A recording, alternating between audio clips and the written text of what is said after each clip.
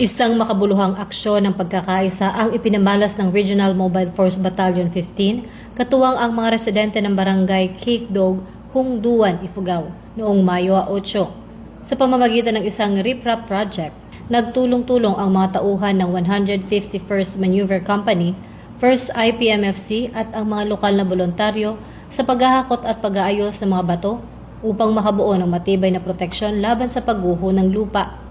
Ang proyektong ito ay hindi lamang naglalayong tiyakin ang pisikal na kaligtasan ng kapaligiran, kundi nagsisilbi ring simbolo ng mas pinalakas na ugnayan at pagtitiwala sa pagitan ng kapulisan at ng mga mamamayan sa kabundukan.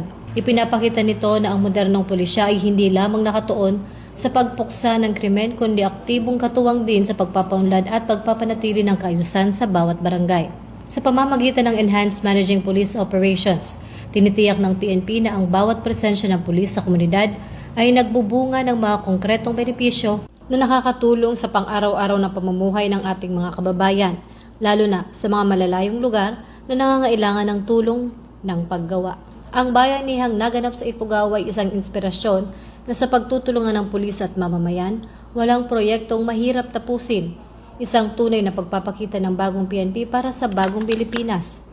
May serbisyong mabilis, tapat at nararamdaman. Ako po si Patrolwoman Sari Bernales, nagbabalita para sa Police News Network. At ito ang bagong PNP para sa bagong Pilipinas, serbisyong mabilis, tapat at nararamdaman.